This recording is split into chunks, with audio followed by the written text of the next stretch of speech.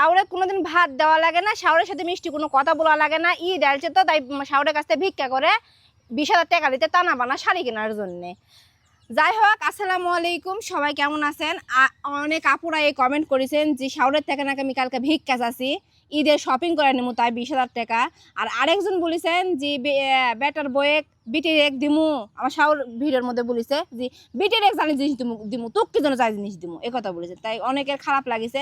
যাই হোক মা, তোমাকে আমি কালকে বলেছি যে মা আমাকে 20,000 টাকা দো, ঈদের আমি জিনিসপাতি কিনবো। এই জীবনে আমরা তো অভাবের সংসারে থাকিছি, এই জীবনে খুব পছন্দ করে কোনো কিছু আমাকে লিয়ে দিতে পারছেন তুমি? তুমি সত্যি করে কও। পারিনি বাবা, আমি কাম করে খাই, 20 টাকা পাম দিবার পারিছি।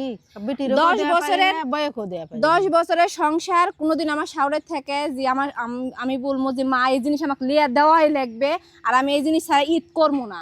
তারপরে আমার যে ননদেরা তারাও কোনোদিন আমার কোনোদিন চাপ দেয় না, জানে যে আমার ভাই ভাবিরা আমার শোন নাই, আমরা চাপ দেবো না।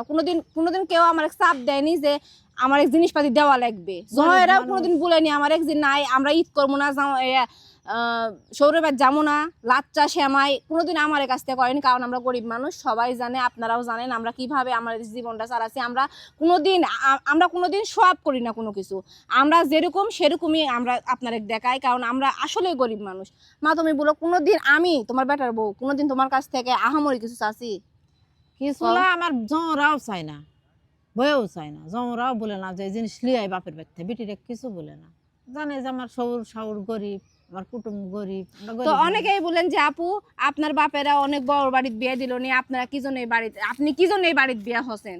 তো এই শাশুড়ি মনে করেন আমার অতীত আমি বলবার চাচ্ছি না, আমি একটা মাও পাচ্ছি, মানে শেষ কথা আমি আমার মাও পাচ্ছি। এক কথায় মানে আমি কাজ করনু না কি করনু, খানু না শুয়ে থাকনু, মনে করেন অভিযোগ, এক কথায় অভিযোগ যে আমার বাপের বাড়িতে যা বলবে যে এটা করে তোমার বিটি ওটা করে, এই অভিযোগটা করে না। আর কেমা আমার কথা শুনো, তুমি আমাকে ভালোবাসেন? ভালোবাসেন না আমাকে ভালোবাসেন সেরকম? তো সবাই কি ভালোবাসি, সব আমার ছালপাল, বেটার বউ আমার সওয়াল, ওই বিটিরাও সওয়াল, বেটাও সওয়াল। তো তুমি কালকে ভিডিওত কছেন যে বিটি রেখে দিবার পারতে না, তুক দুম কেন করে কথা কছেন? তাই আচরণ খারাপ, বইয়ের আচরণ হলে খারাপ হলে কমই তো বাবা। আমার আচরণ খারাপ? যখন দেখা পারিস না শোন আগ লাগে কই, আমি দেখা পাই না? না একবার করে লাগিস না, ওই জন্য সকল কি জন্য লাগি? তুমি পাড়ায় যা বসে থাকেন, এই জন্য আমি লাগি। তোমার কারো বাড়ি যাওয়ার দিব না তোমাকে আমি। তো এক না গেলে হবে, সারাদিন বাড়িতে বসতে পারি? ফাপুর লাগে না, আমার ফাপুর নাই। যাই হোক, আমি একটা কথা বলি, বড় লোক বাড়ি তো সিঁড়ি মুছে ওই দেওয়াল মুছে খাওয়ার থেকে এই গরিবের বাড়িতে নুড়ি দিয়ে খাওয়ার শান্তি আলাদা। যদি